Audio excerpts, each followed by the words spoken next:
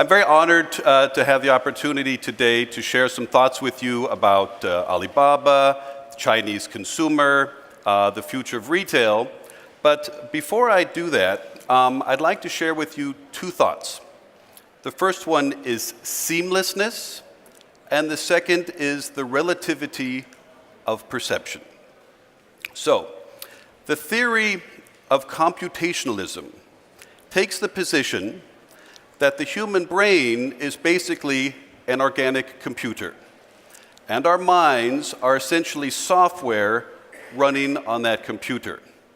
And if you think about the progress of technology, so ever more powerful processing capabilities, ever more sophisticated algorithms, ever deeper storage capacity, we should be in a position at some point to build a computer that matches in every way, in every sense, how the human brain functions.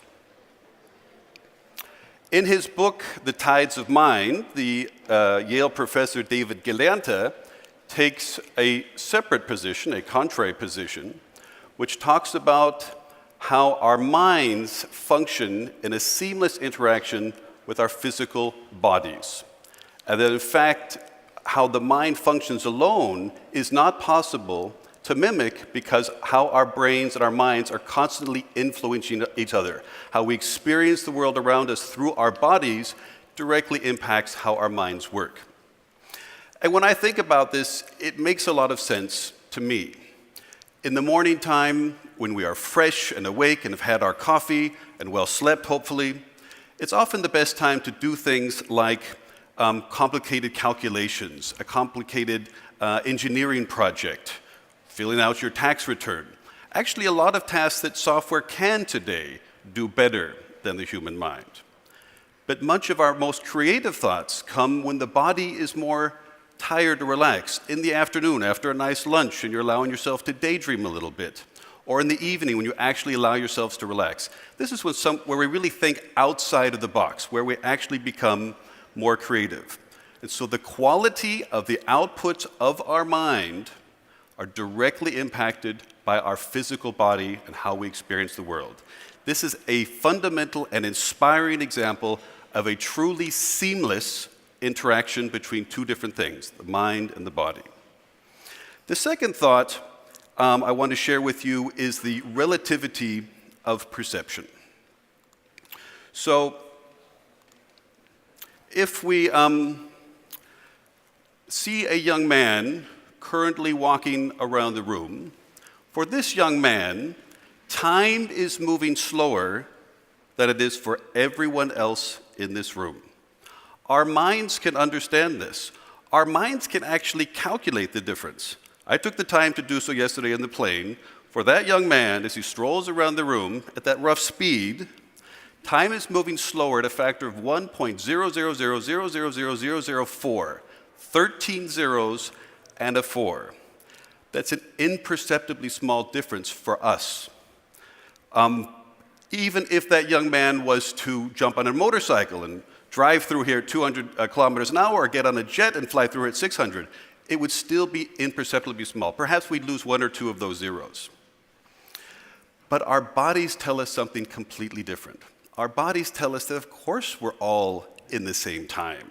What is this guy talking about? Of course, time is moving for the same of us. You can stand still now and rejoin the rest of us in this singular time-space continuum. Thank you for your assistance. The perception that our bodies have feels right and true to us. It is factually incorrect. And what our minds can know is factually correct, but could seem somewhat esoteric to how we live our daily lives. But it's not. Almost everyone in this room has a smartphone with a map software on it. And I know last night my friends and I were wandering through Vienna and we were dependent on that map software working correctly. That map software uses GPS technology. GPS technology will not tell you where you are standing in Vienna at midnight, except for the fact that GPS software uses Einstein's theory of general relativity and special relativity to calculate where you're standing. If it didn't, that software wouldn't work. So this isn't just theory, this is part of our daily lives that we don't notice because our perception of reality is driven by how we physically experience the world. Seamlessness, perception of reality. So let me then come to the subject for today, which is China, Alibaba, the future of retail. So I've been working in online for many, many years. I actually made a decision after working in the pure online space at Amazon and Yahoo for many years to go and work for a German department store because I wanted to learn about the other side of the equation, offline retail. And what we call omni-channel as an industry, in Alibaba we call it new retail, it's the same thing. We've made a lot of progress in the last few years. The last 3 or 4 years, almost every strong brand and retailer has a well-functioning website, has invested a lot of money, their mobile applications and social media. We've made a lot of progress in understanding that the consumer wants a seamless experience when it comes to how they engage with the brand and how they shop. But nonetheless, the perception that the two sides have come at this are very different. Offline, high street, bricks and mortar retailers have come at this and are the most active in this space because of this statistic. Their growth is static or actually declining, 1% to 2%. So they're saying, I've got a problem. I've got all this physical space, I've got all these employees, all these online players are taking away my business, and they've got great growth rates, 20%. I need to do something about this problem. So those are the companies that have actually been very active in what I would call investing in omni-channel capabilities. But their perception is faulty because their perception is saying, I have a problem that I have to address, instead of looking at the opportunity. On the other side of the coin, we have the online players. They haven't gotten really involved in omni-channel. Why? Because they said, look, I don't need it. I'm online. I'm growing double digit. I have the sexy side of the equation on my side, which is online. Why should I bother with physical stores? That's old world. That's an old problem. It's equally wrong because they're saying, since I don't have a problem, I don't have to get involved and trying to figure out how to do omni-channel. What both sides are missing is the perception that matters, which is the perception of the consumer. And consumers have a unified vision about this, just as unified as we are all perceiving time together in this room. For the consumer, there is no online and offline. No consumer here in Vienna or in any city in the world gets up in the morning and says, I want to buy some socks online. And this afternoon, I'm going to go over and buy a refrigerator offline. No one thinks that way. Only people selling refrigerators offline think that way, or socks online think that way.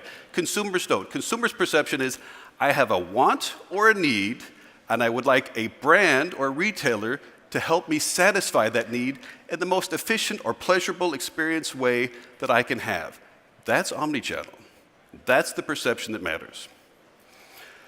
Let me take a little excursion into China. I think we all know that China is very large, 1.4 billion people. There are 731 million Chinese online today. That's the same size as the entire population of Europe, twice the size of the population of the US. But almost more importantly is the Chinese middle class. There are 300 million Chinese middle class. They may not have the same disposable income as someone here in Vienna, but they have the disposable income that enables them to purchase, to desire and purchase quality goods from the West, which is a big part of my job. But another sense of the scale of China are cities. There are 18 cities here in Europe with a population of 1 million or more, from London, Paris, Berlin, all the way here to Vienna with about 1.5 million. In China, there are 102 cities with a population of 1 million and more. And that is forecasted to grow in 10 years to 220 cities with a population of 1 million and 4. In 10 years in Europe, I can tell you, there might not be 18, maybe there'll be 20, 21, 22. There'll be 220 in China. China is very, very large. So, that is the summary. I don't want to take too much time talking about Alibaba. This is a picture that will try to explain it. Alibaba is a complicated company. That's why I do a lot of speeches, because I have a lot of explaining to do. Because we have 25 different business units. They all have their own website, and they're almost all in Chinese. So when I go and visit someone, they have no way to go on the website and figure out what I do. They've got to listen to me. We've got core commerce, B2B we started, C2C, C2B, all these different things. We've got media, Youku, sort of the YouTube of China, Ali Music, Ali Sport, Ali self-driving cars. Every time I go to China, there's a new Ali. It's very hard to keep track of. Local services. And we've got our foundational things. Alipay is very important to our subject for today because Alipay is the largest smartphone payment system in the world. There are 500 million Chinese who use this every month to pay things from their coffee to their taxi to their electricity bill, everything. Many people of my colleagues do not carry wallets because they have their smartphone. The only problem is that the smartphone runs out of battery, they can't buy anything. So they carry a lot of chargers. That's Alipay. China is our logistics area. Alimama is our big data marketing platform. And the foundation of the foundations is our Alibaba cloud business. So we do a lot of things. It's a little bit complicated. The one thing you need to remember, the one thing that ties it all together, is our mission statement, which is to make it easy to do business anywhere. That's really what we care about. We do all of these things because they somehow, in some way, shape, or form, help us make it easier for companies or individuals to do business. So let me turn to the Chinese consumer. The Chinese consumer has gone through an incredible evolution in the last 30 to 40 years. One generation ago, the Chinese consumer had essentially no choice, no selection. There were products that were locally produced or grown, and that was it. Now we leap forward a single generation to today. The Chinese consumer, in my opinion, is the most demanding, well-informed, and sophisticated consumer in the world. They have access to all kinds of product. There's 300 million of them, forecasted to grow to 500 million middle class, and they have one goal in mind. They want to spend that disposable income on improving the quality of lives of themselves and of their family members. And I'm so busy because they want so many quality goods from countries like Austria, Germany, all of Europe, and the US. They use smartphones in a way that none of us can conceive of. So smartphones as a percentage of e-commerce here in Austria is about 6%. In some countries in Europe, it's up to 15 to 20%. Percentage of bought online with a smartphone. In China, it's over 80%. Online is a smartphone in China. It is not a desktop. It is simply a smartphone. Everyone has a smartphone, everyone has their payment system installed, and they interact with the world around them strictly through their smartphone. So this has given us the opportunity, as Alibaba in China, to do things in the area of omnichannel that would not be possible here today. And I wanted to share just briefly a few of those things. So, as I said, most online players aren't interested in getting into offline because they say, why should I bother? My company grew 56% our revenue last year. So we could have an argument to say, why should we bother? We're growing really fast. We're bothering because we know it's really important to our consumers. So 2 years ago, we invested in this company, Suning. It's the largest electronics department store in China. We bought a percentage of it because we wanted to work with them and trying to figure out how do consumers want to buy electronics in China. We bought the shopping mall chain In Time. They run a lot of shopping malls. Shopping malls are dying in the US. They're going down in Europe. Why would a company like mine go off and buy a whole chain of shopping malls? Because we want to take that, use the ability that everyone has a smartphone, and be able to create a shopping experience that actually represents the future as opposed to the past. We work with a lot of brands and help them connect their offline physical stores in China to their stores on our website. We build tools for them to be able to do this. We want to make it easier for them to do omnichannel. We had a thing like the Tao Cafe. It was an experiment. We built it. There was no register, no payment, no people working there, and you would experience the store at a cafe. We wanted to measure and see how people would do that in that environment. We have another program called Rural Taobao, 1.4 billion Chinese, 731 million online. That means there's over 600 million who are not currently able to really experience this evolution of the Chinese consumer, and we'd like to help them. So we've made the goal of taking 100,000 villages in China and enabling them to participate in this incredible ability of buying and selling online. We've done 17,000 villages so far, so you go into this village, I visited one, it's a pretty amazing experience. It's a single room, one person. This young lady's there from 8 in the morning to 8 every night, 7 days a week. It's the only place in town where there was actually an adult young person, because in many villages, it's only small children and the grandparents. The young people have had to go to the big cities to get jobs. And people can come into the shop and buy things from us. There's a great online connection, and they get delivery in a timely way to that one location. Or they can take the produce they grow or produce and sell it online. So this is a long-term play for us to try to help another 600 million Chinese. Another thing we work with is what I'll call the mom and pop shops, the corner shop. There are 6 million corner shops in China. And you could ask, why would an online company want to help the corner shop? In fact, I recall when I was working for a company in this space earlier, the people said, you're going to kill the corner shop. You're going to kill that mom and pop shop because you're making them redundant. At my company, actually, no, we're trying to work with them. We created a way for them to access goods on our platform, buy them at a wholesale price, have them delivered to their shop, and then we give them access to data so that we tell them what are actually people in your specific part of your town interested in buying. What are they doing on our platform so you can perhaps stock those goods in your mom and pop shop. The last example I want to give you is a thing we've called Hema. We launched Hema quite recently. Hema is a store that's really known for its fresh food, fresh seafood actually.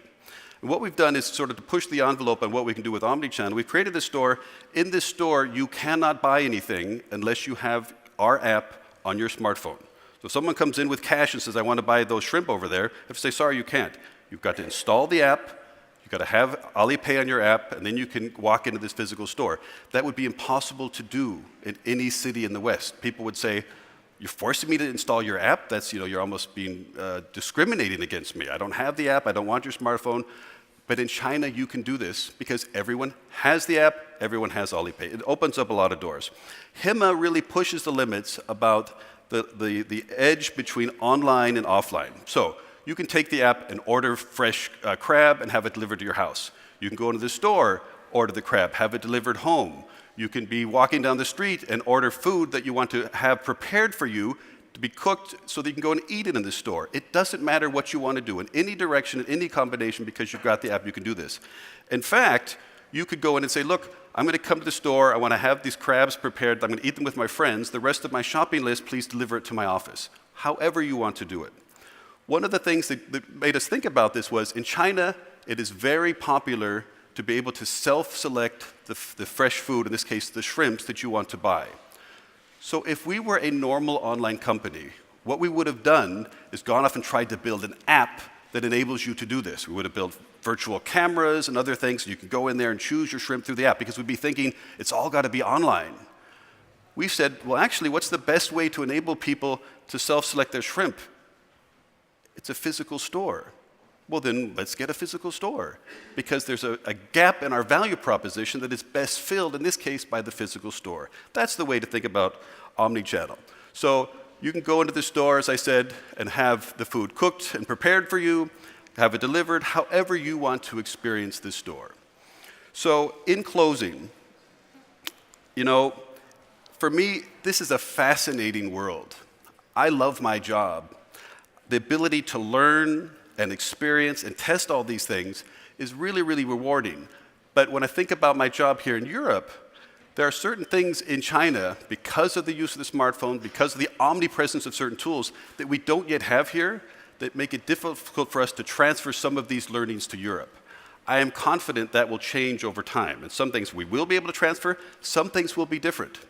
But it's a fascinating place to be in today. It's a fascinating space to be in as long as we look at it from the consumer's perception, trying to build a truly seamless experience for the consumer when it comes to engaging with brands and retailers.